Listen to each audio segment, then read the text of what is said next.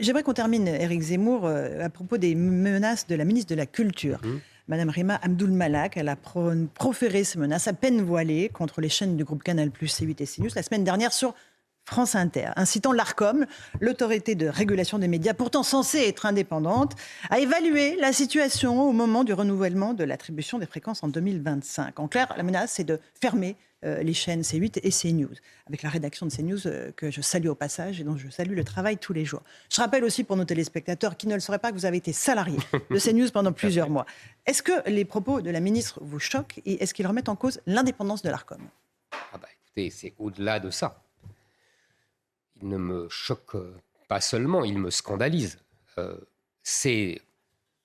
Tout est scandaleux dans cette déclaration. D'abord, le lieu.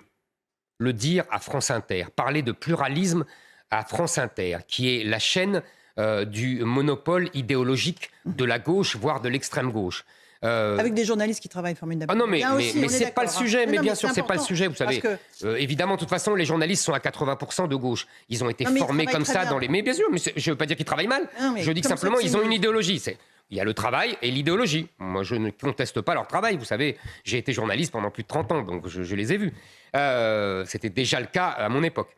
Deuxièmement, donc, vous voyez, déjà c'est choquant. Deuxièmement, dire que les chaînes du groupe Bolloré menacent le pluralisme, alors que vous ne pouvez pas ouvrir un poste de télévision, vous ne pouvez pas marcher dans la rue avec la publicité, vous ne pouvez pas aller voir un film, vous ne pouvez pas aller à l'école sans que vous subissiez l'idéologie et la propagande de la gauche.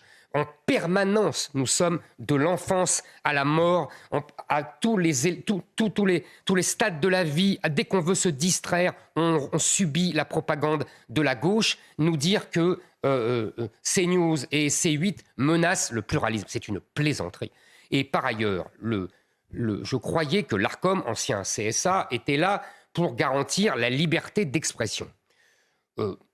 J'ai souvenir, moi, quand j'étais sur CNews, vous avez eu la gentillesse de le rappeler, que déjà, il avait du mal à garantir cette liberté et qu'il avait plutôt tendance à vouloir choisir la bonne idéologie de la mauvaise. Moi, je ne vois pas pourquoi un groupe... Vous faites allusion à des propos pour lesquels vous avez été... Absolument. Je ne vois pas pourquoi un aéropage de gens...